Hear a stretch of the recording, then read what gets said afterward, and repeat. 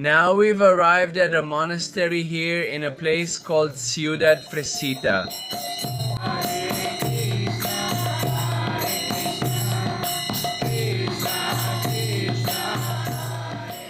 We're in the middle of the forest heading towards the house of a Swiss shaman who lives in Ciudad Fresita in La Azulita here in Mérida, Venezuela. I can't believe this is more than 40 minutes away using a 4x4 in the middle of a mountain in La Azulita in Mérida. Mérida, wow. While we were in Mérida, a follower wrote to us inviting us to a little town called Ciudad Fresita, but it's very hard to get there because it doesn't show up on GPS, so we're going to meet in another place called La Azulita. It turns out that this little town is very interesting because a lot of foreigners live here, and they say it's an energy spot in the world, and there's also a Swiss shaman. I wasn't going to document this trip. We just wanted to relax and try to find the shaman. Because apparently it's super hard to find him, and well, just enjoy ourselves, that's all.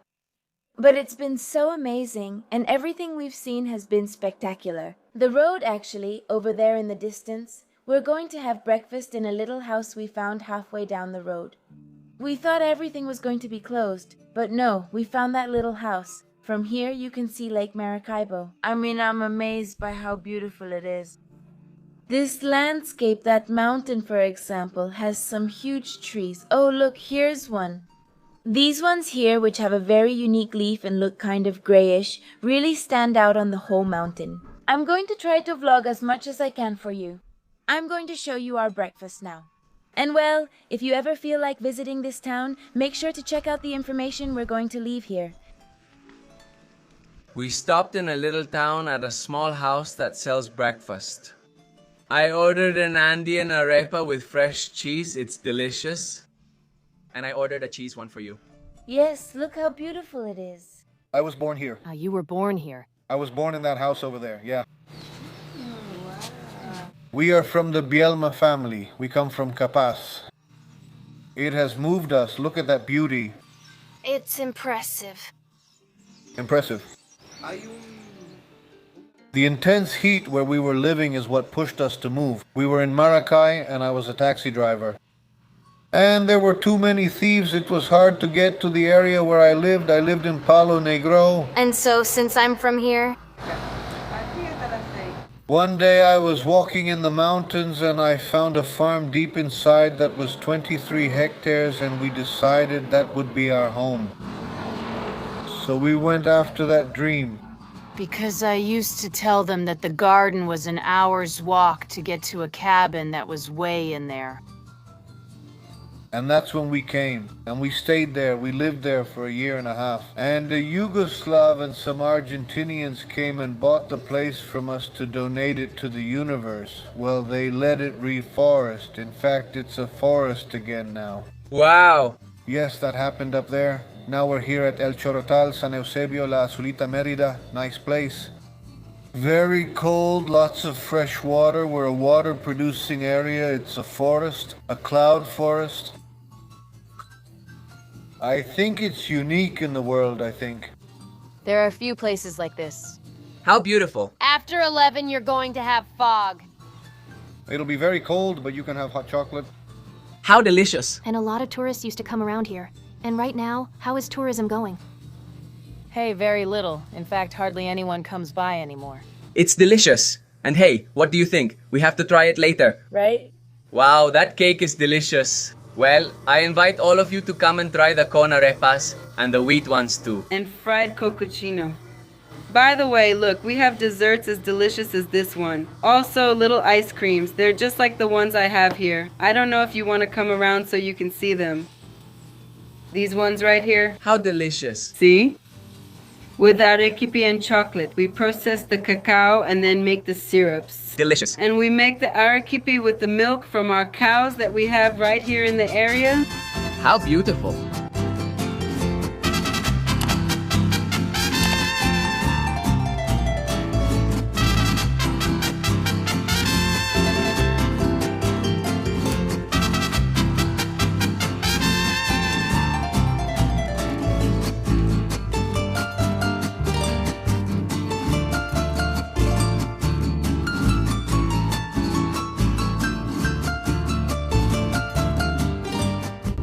arrived at La Azulita. I feel a little bad because yesterday I ate too many sweets. For the video, we're recording about typical food from Merida. I hope I get better because today we have pretty high expectations. Right now, we're at Plaza Bolivar. In front is the church. It's really beautiful, honestly. I love everything. The journey was gorgeous. Yes. I think it's been one of the most beautiful journeys I've taken here in Venezuela. It was in a bit of bad shape. I mean, small cars, nothing. But honestly, all the mountains surrounding the road were wonderful. And well, I could say that this is one of the most beautiful Plaza Bolivars I've seen in Venezuela.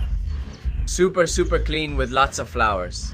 It's super picturesque. I love it. It's really pretty. And right now, we have to wait about half an hour for the girl who contacted us on Instagram to come. The one I mentioned to you at the beginning. And supposedly there are some really cool stairs here too, where people take pictures but tell the girl to go for it because I'm way too tired.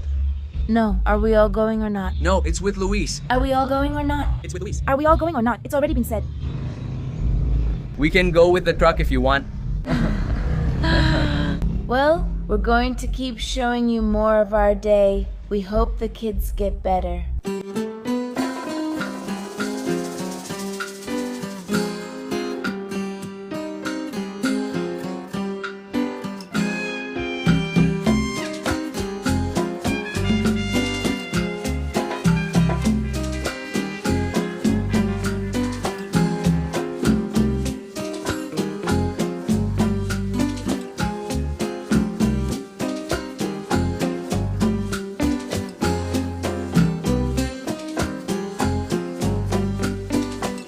Now we're at the first destination, at the first stop of this visit in La Azulita. And these are some caves called Cueva de los Piratas. They're about 5 minutes from the main square we already showed you. And well, look, the path is all marked. It has some stairs, it's super close. Let's see what these caves are like. It's really nice because everything is relatively close and we're surrounded by nature. It's very beautiful.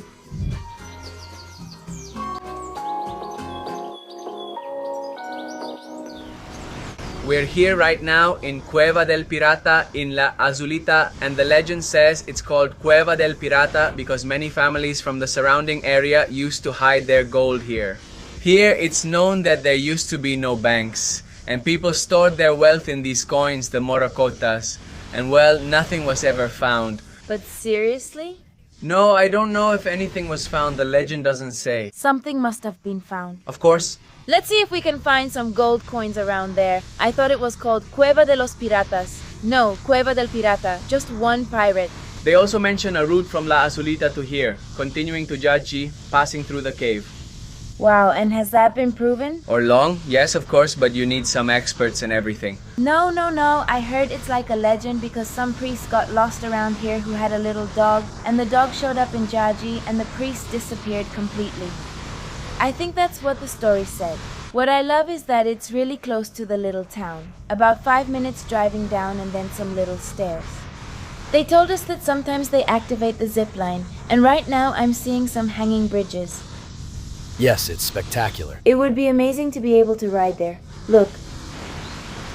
But well, it's closed right now.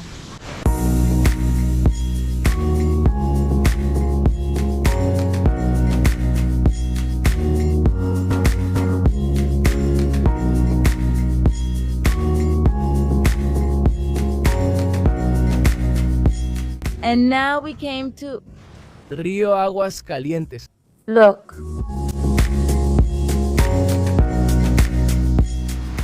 It has a little hanging bridge. From here you can see the entire river.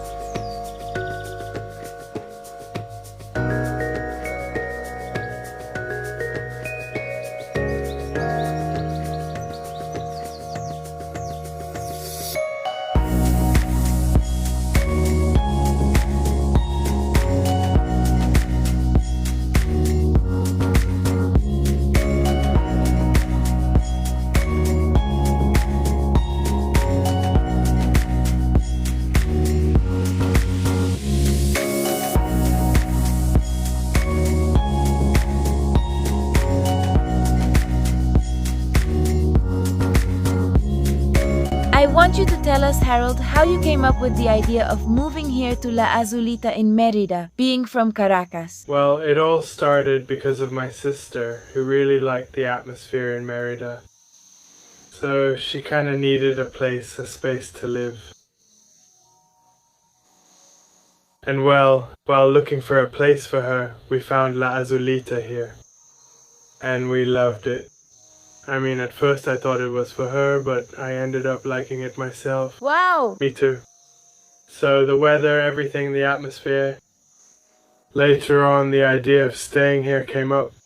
Of staying here to live and starting a project like the inn. And I moved here 5 years ago. And 5 years ago, how many tourists were coming here? It was a very lively town. Like I told you, there's the Vuelta Internacional. Many climbers from Merida and all over the country used to come here to the pirate caves to enjoy nature here, everything that's good for sports. There are more than 200 climbing routes. Wow! Already equipped, and for biking it's a really ideal place. It has like 3 different elevation levels. The lower part, the middle part, which is this, the middle part, and the high area, which would be Corotal, which goes over 2,000 meters. La Azulita is a town that lives off tourism, or does it have other sources of income that keep it going? Well, in its time it was known for its fruit carvers.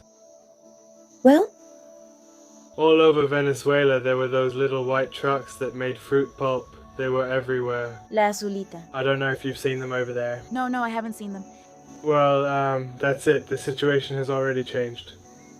There are many artisans here in the San Luis area. There are many artists and everything who sell, who make their pieces, their works of art, and put them up for sale. Wow, it would be amazing to see them. What can tourists find here? If I want to visit La Azulita, what will I find there? La Azulita is the second most important bird corridor in the world. Wow, I didn't know that. Of course, it's not a reserve like Henri Pittier, but rather a corridor. Many birds from Central America pass through here, heading toward the Amazon. So you find quetzals and all these kinds of birds that migrate through here. I saw macaws, all kinds of birds, toucans, everything, mountain biking. And climbing. And climbing, but here, most people are cyclists. It's all about mountain biking. Everyone here has one. How beautiful. How beautiful! And well, the landscapes here, the rivers, waterfalls, caves, everything. And the energy? Tell me about the energy here, because I was told there's a special energy here that you can only find in very few places in the world. Do you think that's true? Do you believe in energy? Yeah, no, absolutely. There's something special here. First, we're at the place where the Andean mountain range ends. That comes all the way from Patagonia over there and ends right. If you look at a map, it ends south of the lake, which is this part. So they say that this, especially in San Luis, is an earth chakra. And that's why a lot of people who believe in those things have gathered there.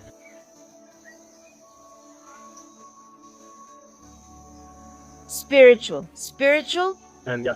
Wow, amazing. And yeah, when you get here, you really feel that energy. It's a very unique town in that sense.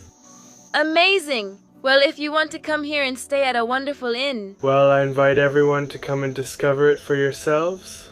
You're going to have an amazing time with your family, with your friends. And don't forget to visit us. There really are so many things to see. Now we've arrived at a monastery here in a place called Ciudad Fresita inside La Azulita. We had to drive about 10 or 15 more minutes from the city center. And well, we arrived at this wonder that's here. I mean the vibe. It's super peaceful. I love it and wish I could stay here for at least 2 months. Relax. Disconnect and learn a lot from the people who work and live here. The lady who welcomed us told us they were vegetarians, which is great. Here they really care for the animals and nature. We're all welcome because God is one and everyone can be here. So, well, we're going to go explore everything. And we're going to show you a little bit, yes. We tried to create a pleasant, beautiful atmosphere for the Lord's presence. Flowers are God's smile. So, my beautiful girl, what else can we do but surround ourselves with flowers and beautiful things, right? How spectacular. Before we go in, let's take a quick tour of these little spots around here so you can get a better idea, okay? Look, here in this space on this beautiful stone, You see a face, right? Yes. which represents Grigobardan. Grigobardan is a hill in India, which has a very beautiful story of Lord Krishna, where he lifts the hill to protect the whole village, who were little cowherds. Why does he lift the hill? Because Indra, one of the demigods who represents rain, has sent a lot of rain, so much rain, that Indians sent all the rain. So Lord Krishna, to protect his people there in Vrindavan, which is a very small village, so he lifted the hill so that everyone could take shelter underneath it. What does it mean? What we see, Grigobardan is the Lord himself. It's the same Lord protecting his devotees, protecting everyone. Not just the devotees, everyone. So what are we doing here? We represent it on a stone. Thank you. To Grigobardan, and also for her, we have a very special day for her where we offer fruits, flowers, grains, everything that Mother Earth gives us. Right? Because in Grigobardan, she was represented with all that abundance, with fruits, with vegetables, with grains, with the little cows grazing. So it's like the representation of Mother Nature, the one who provides us with everything to sustain us. So here is Grigobardan. Yes, those are Grigobardan. Over on this side, we can't see it clearly because of the light. There's a swing where Radha and Krishna are. The most feminine representation is Radha, and the masculine representation is Krishna. Radha and Krishna together are the energy in the Lord. Radha is the inner energy. This is our little temple. Here we make our offerings. Every day we come very early in the morning to say our prayers. Jagannatha. Jagannatha means Lord of the Universe. Lord Jagannatha is the closest representation to us because, for example, in India right now in the month of July is when Lord Jagannatha goes out in a chariot. He comes out in a procession. Just so you have an idea, right? They prepare 3 chariots and they go out to give blessings. All the other deities stay in their temples and they are worshipped in the temples and people go and everything is very beautiful, right? But Lord Jagannath breaks with all of that. There is one day in the year when he goes out to give blessings to everyone. So it's very beautiful, and this place precisely is called New Nilachala, the place where Lord Jagannath resides, right?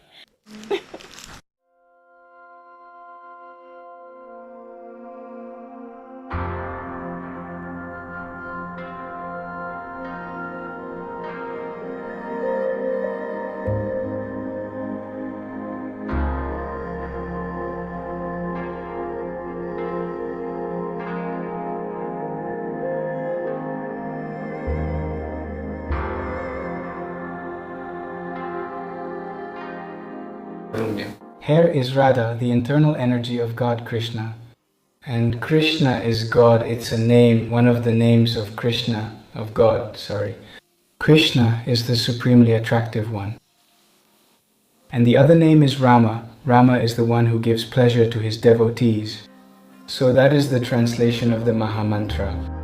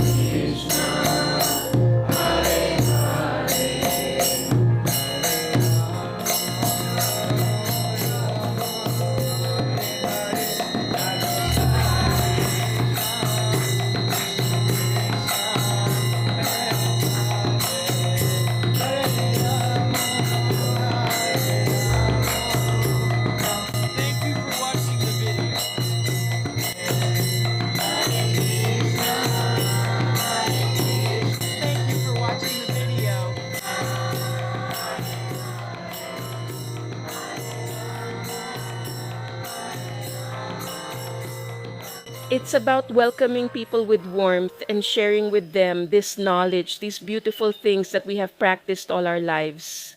That makes us happy, and we believe Martelea's people will be happy too. That's all.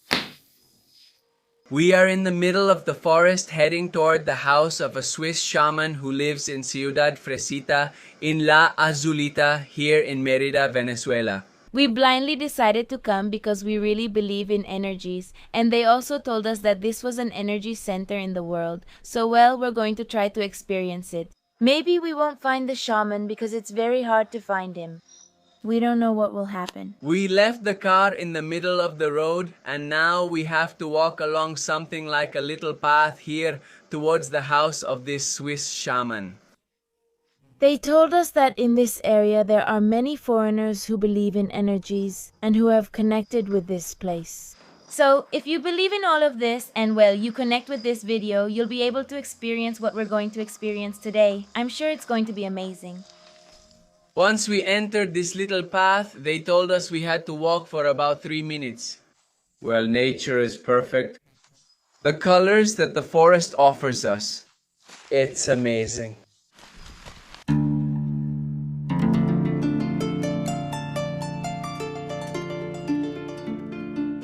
We're arriving. Look at this tunnel. How beautiful.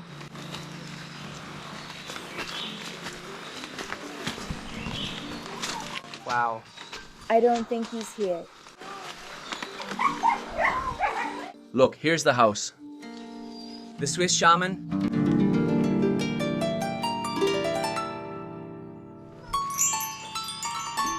Beautiful.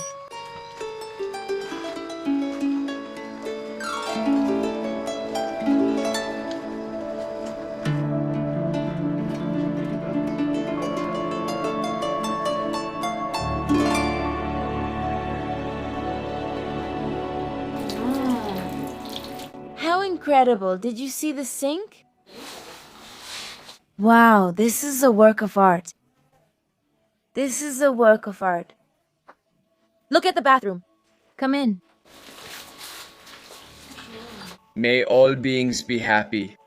Wow. Wow. Welcome to heaven. Look at how beautiful this bathroom is.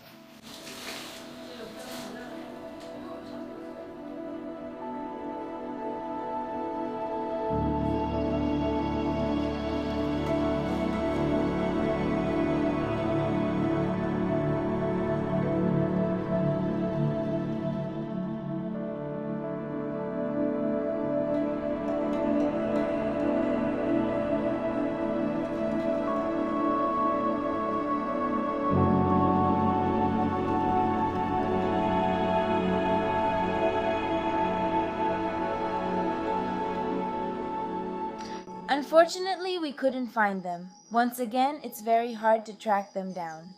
It's mostly just luck. But anyway, I think this is going to be the first attempt. Maybe next time. For sure, if we find it, yes. Maybe we'll manage it. Because everything was planned too quickly, they told us on Friday to leave on Saturday. And it was like, let's do it. It's fine. If it worked, great. If not, it wasn't the right time. Exactly. Either way, we've had a wonderful experience today visiting this monastery and learning a bit about the Hare Krishna religion. And I think that, well, this time we couldn't meet the shaman, but we still had a wonderful experience. Definitely today I learned that we only have one life, and we have to be open to new beliefs, to new ways of living. And above all, to respect. To be respectful to everyone we meet along the way. Not to impose a belief, never to impose anything, because we don't have the absolute truth about anything. So I think we need to be kinder. In fact, we just read a phrase that said, kind people are happier. So... Anyway, life is beautiful. Let's enjoy it. Live, travel, learn, accept, and love. In fact, let's love even more and make that what we have most. Basically, what I took away the most from this Hare Krishna religion is the love they put into absolutely everything, from the food to the clothes they buy. They bless it before their God, and they accept that all religions have their own particular God. Whether it's God, Allah, Jehovah, Jesus Christ, Krishna, who is the God of this religion, and above all, to respect. And I think that's something all human beings should learn, regardless not only of religion, but also of beliefs, race, and so on. To respect others and all living beings. All living beings, not just human beings, but also animals. How wonderful it is to find places like this in Venezuela. Once again, I invite you to visit La Azulita and to stop by Ciudad Fresita. I'm sure you'll connect just as much as we did. This tour isn't over yet. Now they told us we were going to visit a house that we wouldn't believe. One that's right in the middle of the forest, in the jungle. Well, let's go see it. I'm excited to see it. I've been really surprised. Because if you see how deep and how embedded these structures are in nature, you say, wow, how did they build it? But after visiting two, they said those don't even compare to the one we're about to see. So, well, come with us and keep watching, because I'm sure you must be as excited as I am right now.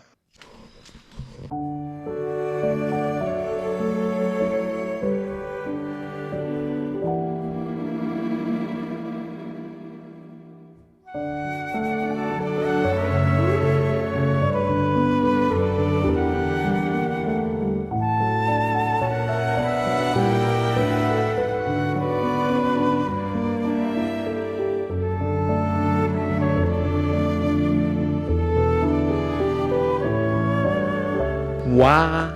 Oh. Wow. See you in the next video.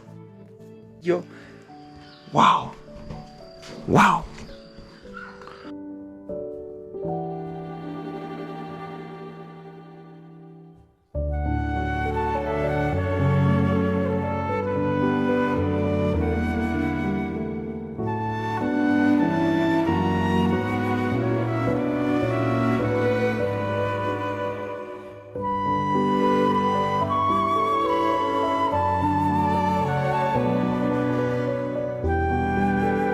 I can't believe this is more than 40 minutes away using the 4x4 in the middle of a mountain in La Azulita in Merida, Venezuela. Wow.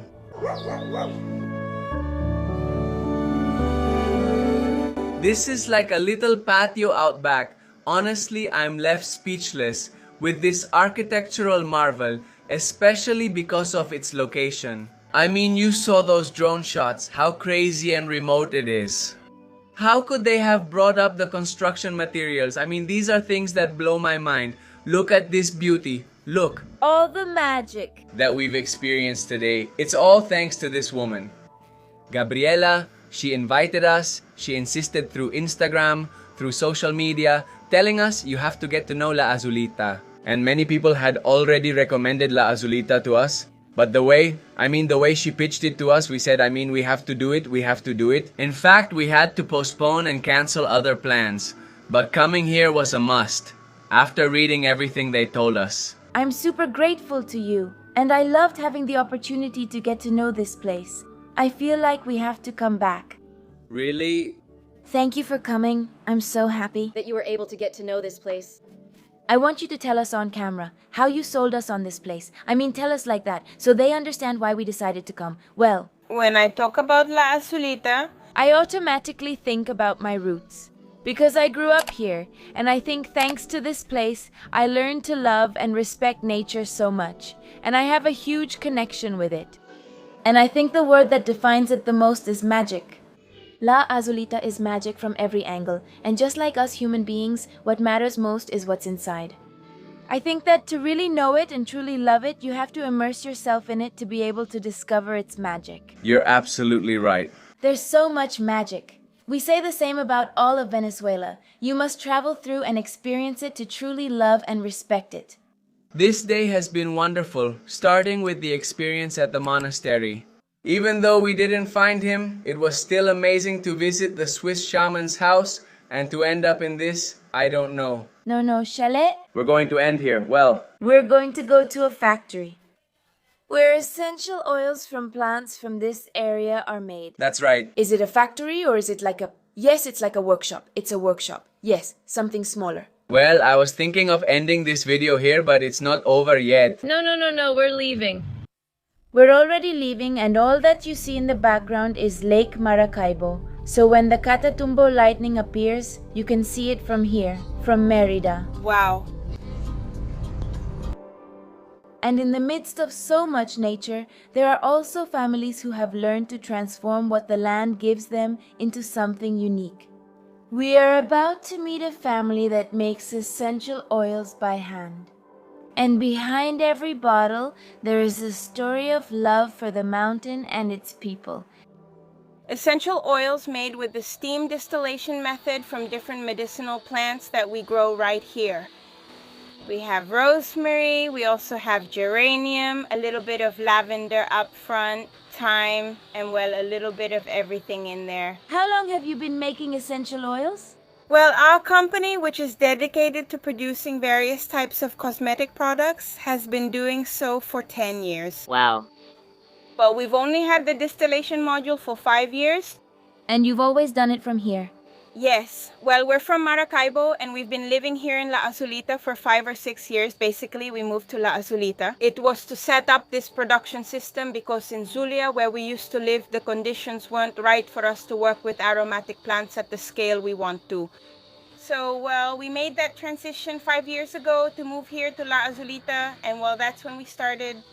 Where can people find the essential oils? We basically sell everything online through our Instagram account, social media, and we ship all over the country. And well, here in our space. First, I'll show you the equipment. Yes, this is the steam distillation equipment. It's a bit like a pressure cooker. This mechanism we use is called a rocket stove. The rocket stove is an efficient method that saves energy. That is, we work with firewood. So instead of using just firewood, we designed this stove. This equipment was designed by my husband. My husband builds it.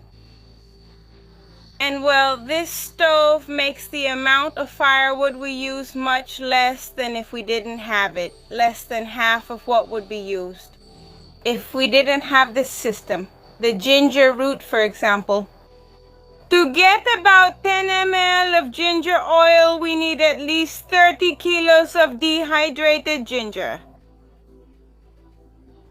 I mean, the ginger isn't fresh. Of course, when it has a certain amount of water, it's going to weigh much more. The ginger is first dehydrated, and after dehydration from about 30 kilos, we get 10 ml of ginger essential oil. But one high yield example is eucalyptus. With 10 kilos of eucalyptus, we can get approximately 160 ml of essential oil. Well, the difference is huge. Yes. Yes. But basically, essential oils have many uses. You can use them topically on your skin. You can, some of them, because others need to be diluted, since essential oils are the most concentrated fraction of the medicinal or therapeutic properties that the plant has. They are the purest, most concentrated extract you can get from a plant. That's why they're so small, and just a few tiny drops can have such a powerful effect. So basically, essential oils can be used externally by applying them to the skin.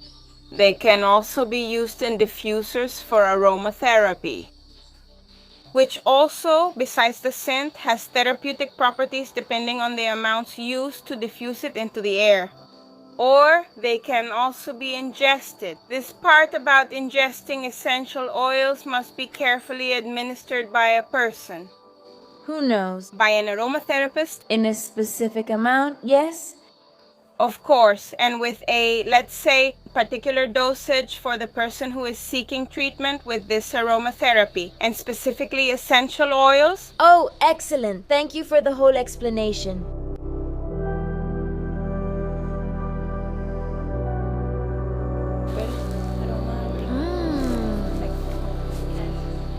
It may sound crazy, but I'm gonna eat the golden one. Like colita. It smells like colita to me. It smells like colita. Several people have said it hurts. Yes, it smells like colita, but much more concentrated. We have this entheogenic plant here now. like our other medicinal plants there, that make it possible to bring past ancestral memories to the conscious mind.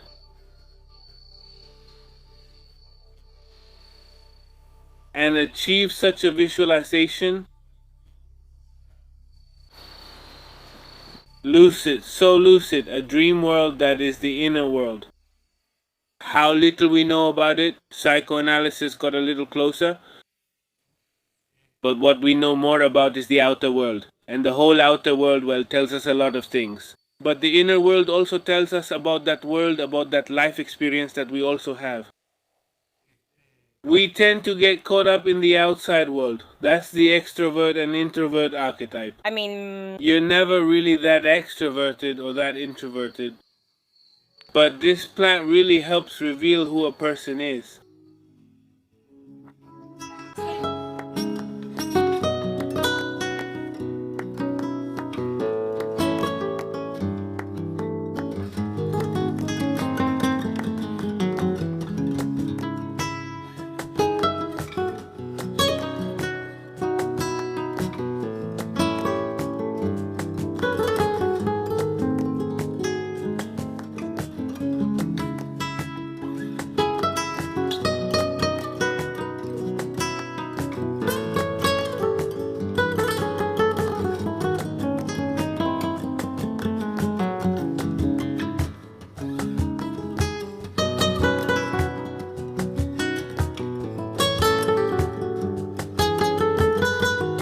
La Azulita is one of those places that you don't just explore with your feet, but also with your soul. Here, among temples, forests, and people full of charm, we discover that true wealth lies in the connection with the land and with those who inhabit it. We say goodbye, but we take with us that magical energy that makes this little town a refuge for the heart.